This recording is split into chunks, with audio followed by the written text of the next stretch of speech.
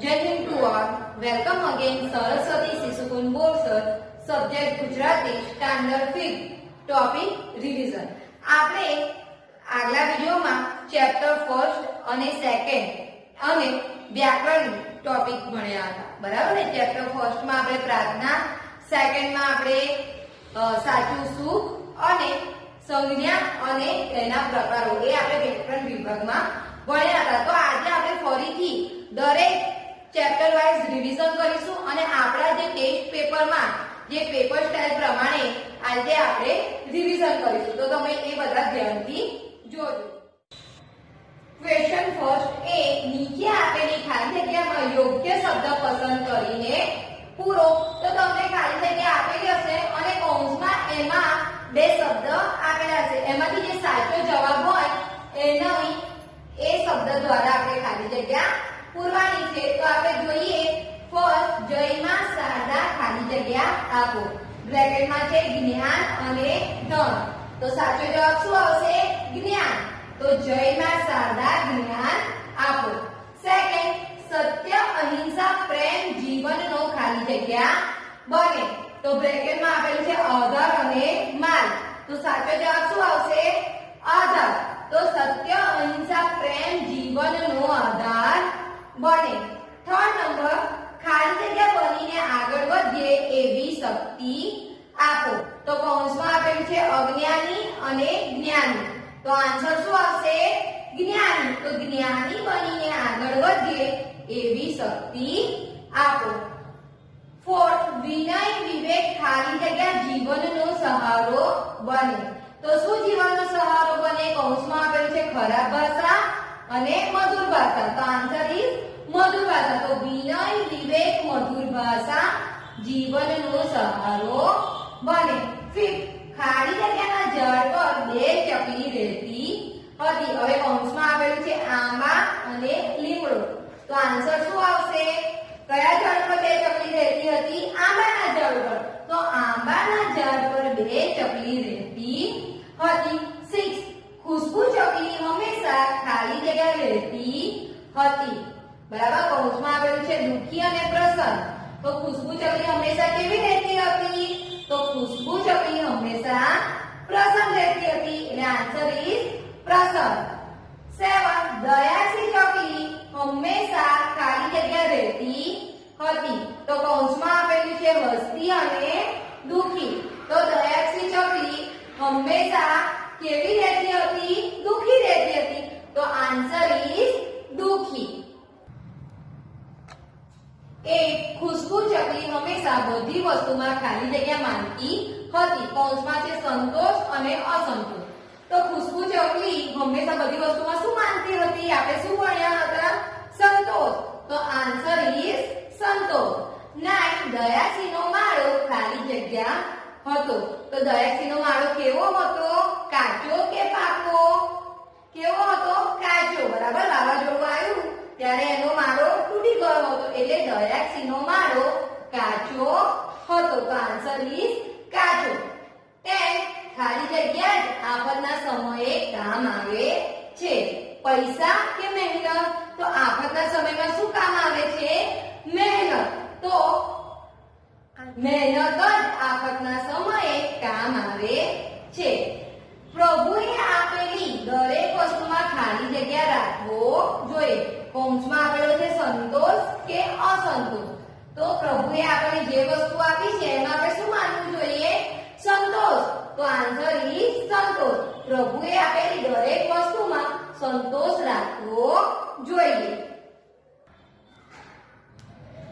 Question first બી, નીચે આપેલી કાવ્ય પંક્તિ પૂર્ણ કરો. જ્યારે આપણે ચેપ્ટર ફર્સ્ટમાં શું ભણ્યા હતા? પોયમ. બરાબર. કઈ પોયમ? પ્રાર્થના. તો આપણે જે પ્રાર્થના પોયમ ભણ્યા હતા એની જ કાવ્ય પંક્તિ પૂર્ણ કરવાની છે. એટલે તમારે પ્રાર્થના જે કવિતા છે એને મોઢે કરવાની છે અને એમાંથી જ કાવ્ય પંક્તિ પૂછાશે. એટલે ક્વેશ્ચન ફર્સ્ટ બી, નીચે આપેલી કાવ્ય પંક્તિ પૂર્ણ કરો. જે પણ કાવ્ય પંક્તિ આપેલી હોય એ તમારે પૂરી કરવાની છે. હવે ક્વેશ્ચન ફર્સ્ટ સી, નીચે આપેલા શબ્દોના અંગ્રેજી સ્પેલિંગ લખો. ક્વેશ્ચન ફર્સ્ટ સી, નીચે બરાબર. ફર્સ્ટ અને સેકન્ડ, પ્રાર્થના અને સાચું શું, દરેકમાં આપણે વર્ડ મિનિંગ શબ્દાર્થ લખાયા છે. તો એમાંથી તમારે શબ્દો આવશે એના તમારે અંગ્રેજી સ્પેલિંગ લખવાના છે. જેમ કે ફર્સ્ટ મધુર ભાષા, તો મધુર ભાષાનો અંગ્રેજી સ્પેલિંગ શું છે? Sweet language. પથ, બરાબર, પથ મીન્સ એનો સ્પેલિંગ છે વે. વિવેક, બરાબર, વિવેક મીન્સ હમ્બલનેસ. શક્તિ, શક્તિ મીન્સ પાવર. આફત, તો આફતનો ઇંગ્લિશ સ્પેલિંગ છે ટ્રબલ. ઈર્ષા, ઈર્ષા મીન્સ જેલસી. સંતોષ, સંતોષ મીન્સ સેટિસ્ફેક્શન. સંકલ્પ, બરાબર, તો સંકલ્પ means firm decision. Okay. Question second એ, નીચે આપેલા વાક્યોમાં સંજ્ઞા શોધીને લખો. બરાબર. તો સંજ્ઞા, સંજ્ઞા એટલે શું? તો સંજ્ઞા એટલે દરેક વ્યક્તિ, વસ્તુ, પદાર્થનું નામ. બરાબર, એને શું કહેવામાં આવે છે? સંજ્ઞા. એટલે કોઈ પણ વસ્તુ હોય, વ્યક્તિનું નામ હોય, કોઈ પ્રાણીનું નામ હોય, પદાર્થનું નામ હોય કે કોઈ ભાવ હોય, સૂચવતા શબ્દને શું કહેવામાં આવે છે? સંજ્ઞા કહેવામાં આવે છે. તો ફર્સ્ટ છે રોહન હોશિયાર છોકરો છે. બરાબર. તો આમાં કઈ સંજ્ઞા છે? રોહન, હોશિયાર અને છોકરો. બરાબર. તો આન્સર શું આવશે? રોહન, હોશિયાર અને છોકરો. સેકન્ડ, રિયા રમે છે. તો આમાં કઈ સંજ્ઞા છે? રિયા. બરાબર. તો answer is Riya. Third, Surat મોટું શહેર છે. તો આમાં કઈ સંજ્ઞા છે? તો સુરત અને શહેર. તો આન્સર શું આવશે? સુરત અને શહેર. ફોર્થ, ભવ્યા ડાળી છોકરી છે. બરાબર. તો આમાં સંજ્ઞા કઈ આવશે? ભવ્યા અને છોકરી. બરાબર. તો આન્સર શું આવશે? ભવ્યા અને છોકરી. ફિફ્થ, પેટ્રોલના ભાવ વધી ગયા છે. તો આન્સર શું આવશે? સંજ્ઞા પેટ્રોલ. તો answer is petrol. Six, Birbal ચતુર હતો. બરાબર. તો આમાં સંજ્ઞા કઈ છે? બિરબલ અને ચતુર. તો આન્સર ઇઝ બિરબલ અને ચતુર. સેવન, અકબર રાજા દયાળુ હતા. તો આમાં સંજ્ઞા કઈ છે? અકબર રાજા અને દયાળુ. તો આન્સર ઇઝ અકબર રાજા અને દયાળુ. બરાબર. તો હંમેશા એવું નહીં કે વાક્યમાં એક જ સંજ્ઞા હોય, એકથી વધારે પણ સંજ્ઞા હોય. તો આવી રીતે તમને વાક્ય આપેલા હશે, તેમાંથી તમારે સંજ્ઞા શોધીને લખવાની છે. ક્વેશ્ચન સેકન્ડ બી, નીચેના કૌંસમાંથી સમાનાર્થી શબ્દ શોધીને લખો. તો તમને નીચે સમાનાર્થી શબ્દ આપેલા હશે, એના આન્સર તમને ઉપર કૌંસમાં આપેલા હશે. જો અહીંયા મેં કૌંસમાં લખેલા છે હેત, અદેખાય, વિનમ્રતા, આશીર્વાદ, માર્ગ, બળ, સરસ્વતી અને મનુષ્ય. આ બધા નીચે આપેલા સમાનાર્થી શબ્દોના આન્સર છે. તો તમારે ઉપરથી જોઈને શોધીને લખવાનું છે. તો એવી રીતે પહેલું છે પદ. તો પદનો સમાનાર્થી શબ્દ છે માન. પદ, માન. શારદા, તો શારદાનો સમાનાર્થી શબ્દ છે સરસ્વતી. શક્તિ, તો શક્તિનો સમાનાર્થી શબ્દ છે બળ. વરદાન, તો વરદાનનો સમાનાર્થી શબ્દ છે આશીર્વાદ. વિનય, તો વિનય શબ્દનો સમાનાર્થી શબ્દ છે વિનમ્રતા. પ્રેમ, તો પ્રેમનો સમાનાર્થી શબ્દ છે હેત. માનવ, તો માનવનો સમાનાર્થી શબ્દ છે મનુષ્ય. ઈર્ષા, તો ઈર્ષાનો સમાનાર્થી શબ્દ છે અદેખાય. પદ, માર્ગ. શારદા, સરસ્વતી. શક્તિ, બળ. વરદાન, આશીર્વાદ. વિનય, વિનમ્રતા. પ્રેમ, હેત. માનવ, મનુષ્ય. ઈર્ષા, અદેખાય. ઓકે. ક્વેશ્ચન સેકન્ડ સી, નીચેના કૌંસમાંથી વિરોધી શબ્દ શોધીને લખો. જેમ સમાનાર્થી શબ્દમાં પણ આપણે કૌંસમાંથી જવાબ શોધ્યા હતા, એવી રીતે વિરોધી શબ્દના પણ કૌંસમાં તમને જવાબ આપેલા હશે. તો નીચેના જે વિરોધી શબ્દ હોય એના જવાબ ઉપરથી શોધીને તમારે લખવાના છે. જેમ કે સત્ય, તો સત્યનો વિરોધી તો જન્મનો વિરોધી છે મૃત્યુ. વિજય તો વિજયનો વિરોધી શબ્દ છે પરાજય. પ્રેમ તો પ્રેમનો વિરોધી શબ્દ છે દ્રોણા. શક્તિ તો શક્તિનો વિરોધી શબ્દ છે અશક્તિ. હિંસા તો હિંસાનો વિરોધી શબ્દ છે અહિંસા. સત્ય અસત્ય. જન્મ મૃત્યુ. વિજય પરાજય. પ્રેમ દ્રોણા. શક્તિ અશક્તિ. હિંસા અહિંસા. ઓકે. ક્વેશ્ચન 3 નીચે આપેલા પ્રશ્નોના જવાબ લખો.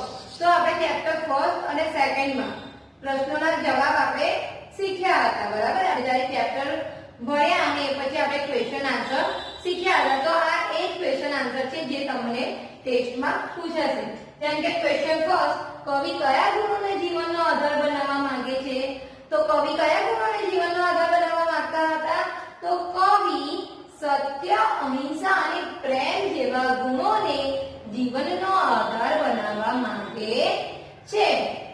કવિ આન્સર ઇઝ કવિ સત્ય, અહિંસા અને પ્રેમ જેવા ગુણોને જીવનનો આધાર બનાવવા માંગે છે. ક્વેશ્ચન સેકન્ડ, કવિ કયા ગુણોને જીવનનો સહારો બનાવવા માંગે છે? તો કવિ કયા ગુણોને જીવનનો સહારો બનાવવા માંગે છે? તો કવિ વિનય, વિવેક, મધુર ભાષા જેવા ગુણોને જીવનનો સહારો બનાવવા માંગે છે. કવિ વિનય, વિવેક, મધુર ભાષા જેવા ગુણોને જીવનનો સહારો બનાવવા માંગે છે. ક્વેશ્ચન થર્ડ, કવિ મા પાસે કઈ શક્તિઓ માંગે છે? તો આન્સર ઇઝ કવિ મા પાસે જ્ઞાની અને વિજય બનવાની શક્તિઓ માંગે છે. આન્સર ઇઝ કવિ મા પાસે જ્ઞાની અને વિજય બનવાની શક્તિઓ માંગે છે. ક્વેશ્ચન 4, કવિ મા શારદાને કઈ બાબતનું ધ્યાન રાખવા કહે છે?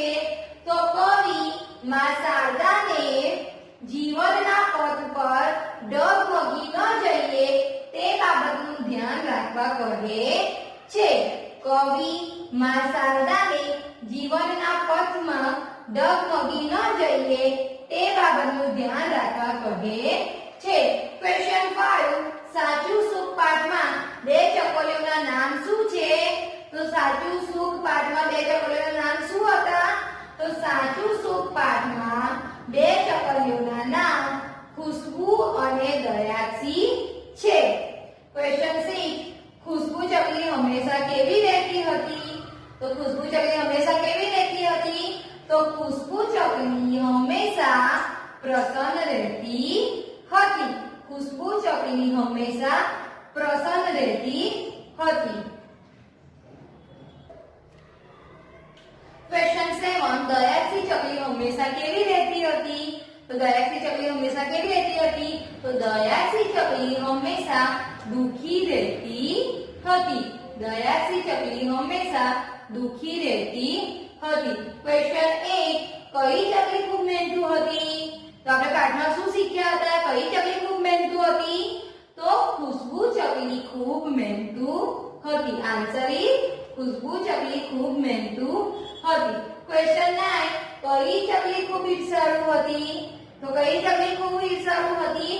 તો દયાક્ષી ચકલી ખૂબ ઈર્ષાળુ હતી. આન્સર ઇઝ દયાક્ષી ચકલી ખૂબ ઈર્ષાળુ હતી. ક્વેશ્ચન 10, ખુશ્બુ રોજ સવારે ક્યાં જતી હતી? તો ખુશ્બુ રોજ સવારે ક્યાં જતી હતી? તો ખુશ્બુ રોજ સવારે દાણાની શોધમાં જતી હતી. આન્સર શું આવશે? ખુશ્બુ ચકલી રોજ સવારે દાણાની શોધમાં જતી હતી. ક્વેશ્ચન 11, ખુશ્બુ સાંજે કોને વિદાય આપીને પાછી ફરતી હતી? તો ખુશ્બુ ચકલી સાંજે કોને વિદાય આપીને પાછી ફરતી હતી?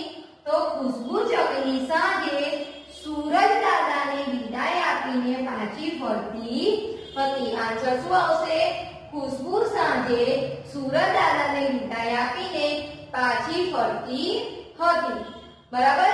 તો આવી જ રીતે ટેસ્ટ પેપરમાં પણ આ પ્રમાણે ક્વેશ્ચન આવશે અને તમારે એના આન્સર સારા અક્ષરમાં વ્યવસ્થિત રીતે લખવાના